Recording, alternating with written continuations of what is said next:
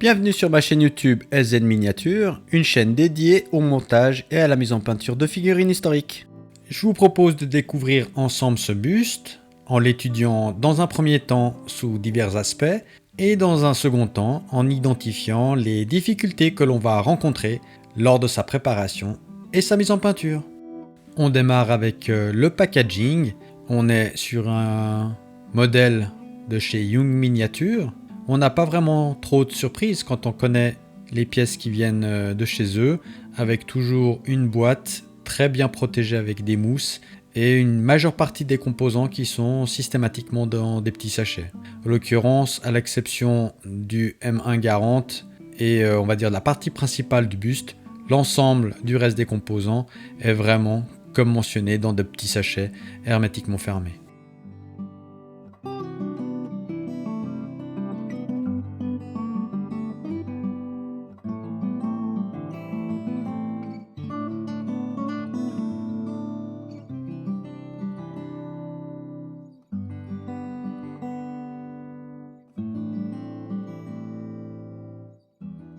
On va découvrir ensemble l'ensemble des pièces. Premier sachet avec la tête et son casque. On jette rapidement un petit coup d'œil, sans surprise, au niveau de la qualité.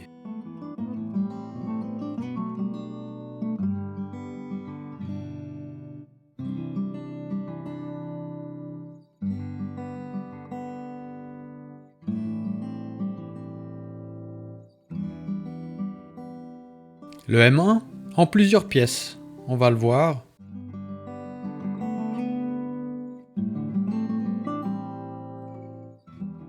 Sa lanière. Je pense que là, il faudra être très prudent pour se séparer du surplus, du support, au niveau de la découpe. Il faudra voir la partie qui est derrière, qui est jointe au support pour voir la qualité au niveau de la finition, et l'arrière du M1. Également l'avant du fusil qui est aussi à coller avec une petite pièce à supprimer en trop avant de bien faire la jointure.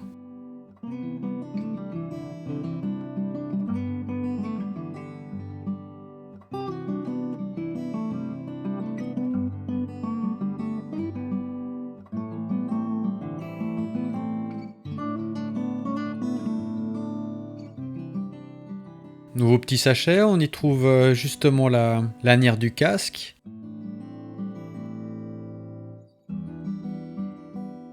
Les deux mains.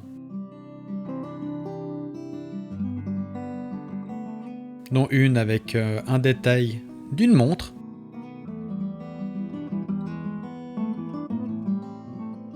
Ainsi qu'une partie au niveau d'un bras.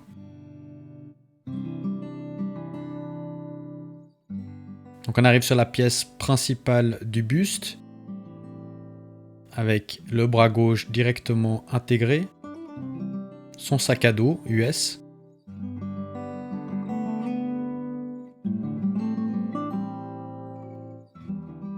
et justement les éléments de fixation pour le bras droit. Au niveau de la qualité des pièces, on va faire une petite revue. Donc on est entièrement sur des matériaux résine, il n'y a pas d'autres composants que ça. Comme d'habitude, quelques éléments de surplus à supprimer en étant prudent, là on le voit sur les côtés, de ne pas abîmer la pièce principale. Au niveau de la gravure, franchement c'est impeccable. J'ai pas détecté de ligne de moulage.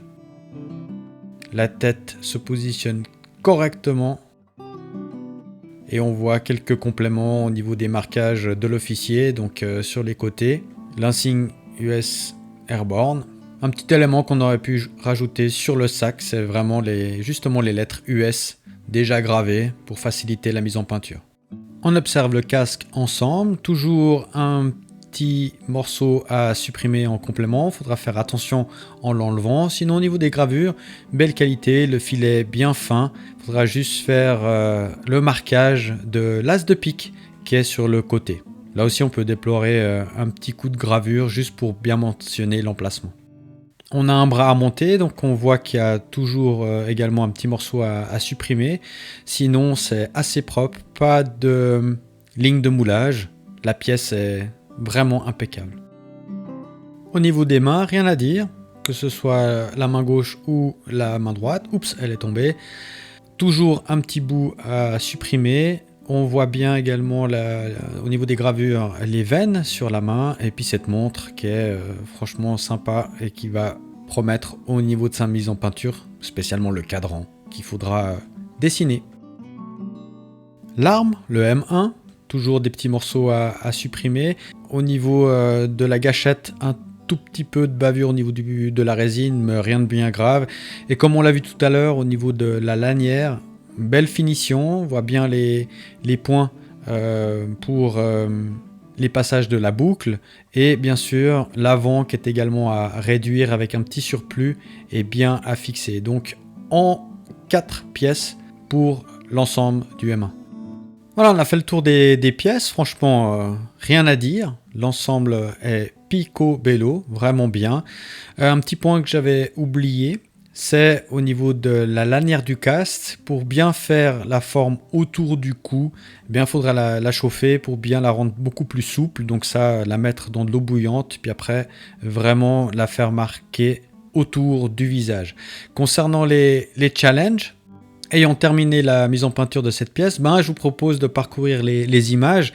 Les difficultés, les challenges, c'est autour de la veste pour apporter la bonne couleur et surtout passablement de lumière avec la partie à droite qui est un peu plus ombrée au niveau de sa mise en peinture. Mais l'effet de lumière très forte est assez complexe et c'est ce que j'aimerais apporter et c'est ce que j'ai réussi à apporter. Au niveau du casque, passablement de finesse avec le pic également à reproduire de chaque côté et de la texture.